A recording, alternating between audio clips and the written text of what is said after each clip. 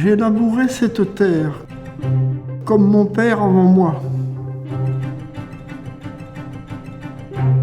J'y ai semé mes forces, et dans chaque sillon, un peu de mon histoire. Ce n'est pas juste une ferme, c'est une mémoire, une mission transmise de génération en génération. Et aujourd'hui, c'est à nous de la faire vivre.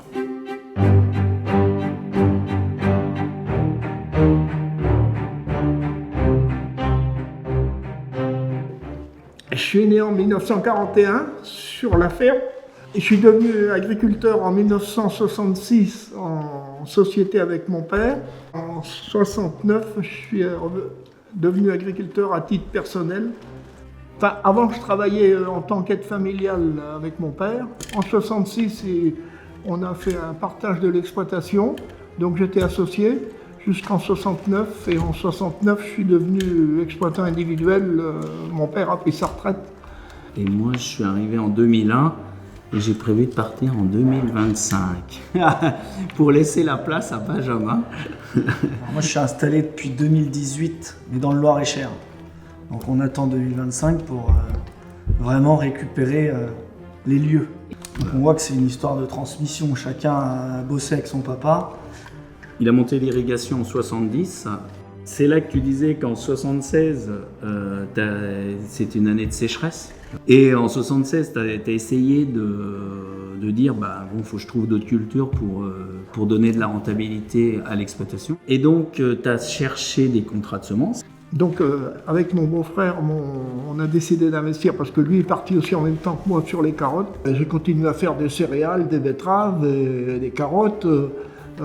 Par contre, quand j'ai commencé à faire des carottes, je me suis rapproché de la FNAMS et j'ai été correspondant en potagère. Et j'ai rencontré quand même d'autres personnes à l'échelon national. En associant l'exploitation, il a en même temps diversifié dans un autre métier. Il est devenu expert agricole et foncier. Moi, je me souviens, ça a été très formateur pour moi parce qu'à cette époque-là, on n'avait pas le téléphone portable. Moi, je me souviens avoir fait la moisson tout seul avec ma maman. Et voilà, c'est comme ça que le père a transmis au fils le fait de pouvoir gérer tout seul le truc. Alors j'espère qu'on a fait la même chose avec Benjamin, qu'on a retransmis le flambeau. Pour l'instant, ça fonctionne, donc voilà. pas de raison. Je pense que c'est principalement toi qui as dynamisé le système avec les porte-graines. C'était un peu extraterrestre. Hein.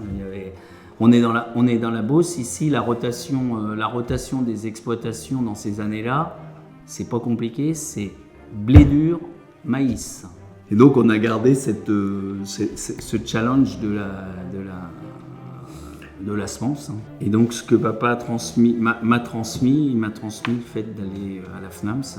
Je suis tombé dans les potagères, je suis tombé dans la marmite tout petit. Quoi. Parce que goûter à ces productions-là, c'est quand même, il y a un peu de challenge, il y a un peu de l'agriculture. Il faut que ça soit une passion, mais il faut aussi qu'économiquement, il y a un peu de résultats.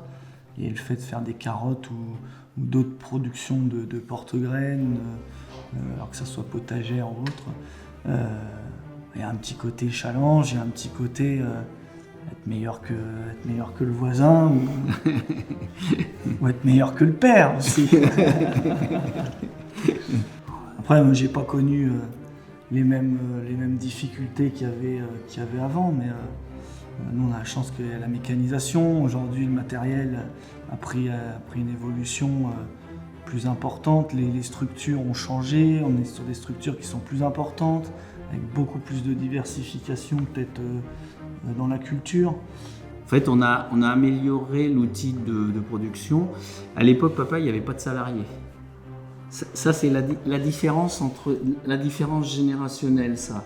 La gestion du personnel, chose que papa a pas eu trop à faire, moi un peu plus, et que Benjamin aura beaucoup à faire. Quoi. Je suis bien content que mon fils ait pris la suite et mon petit-fils prenne la suite derrière.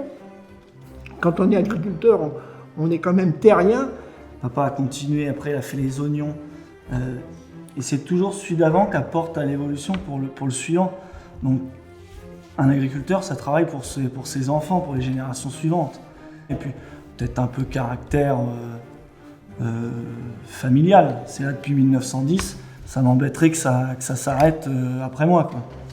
Alors, moi, c'était mieux ce que j'ai appris de mon papa. Mon papa, c'était un battant. C'était un fonceur, quoi. Donc, j'ai appris le fait de foncer, quoi. De dire, de toute façon, il faut y aller.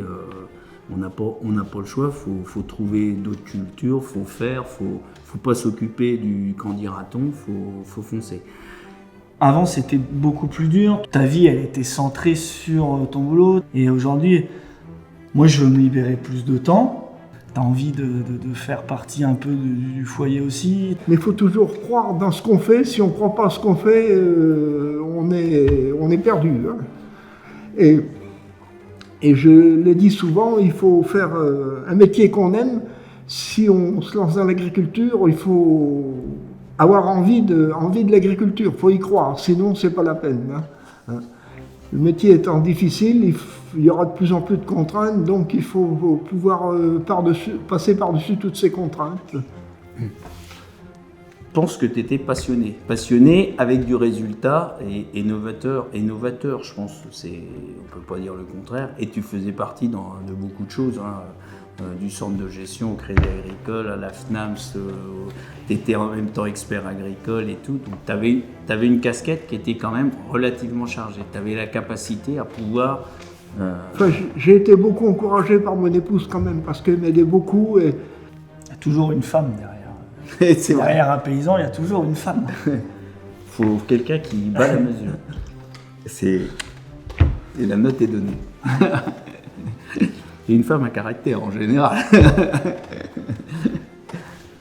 Moi, je dirais que papa, il est fonceur dans le bon sens du terme. Dans le sens où, c'est ce qu'il a dit tout à l'heure, il faut être battant, il faut avancer, il ne faut pas rester sur des acquis, il faut évoluer. Il avance, il ne regarde pas derrière, il recherche beaucoup. Et c'est peut-être un trait de caractère minière d'avancer, d'être novateur. Il est engagé sur énormément de choses aussi. Il est à la FNAMS, il est expert agricole et foncier toujours. Il fait partie de beaucoup de choses et c'est une chance de l'avoir parce qu'il a plein de bons conseils. Enfin, on les écoute pas toujours, mais il nous les donne quand même. Il les donne quand même.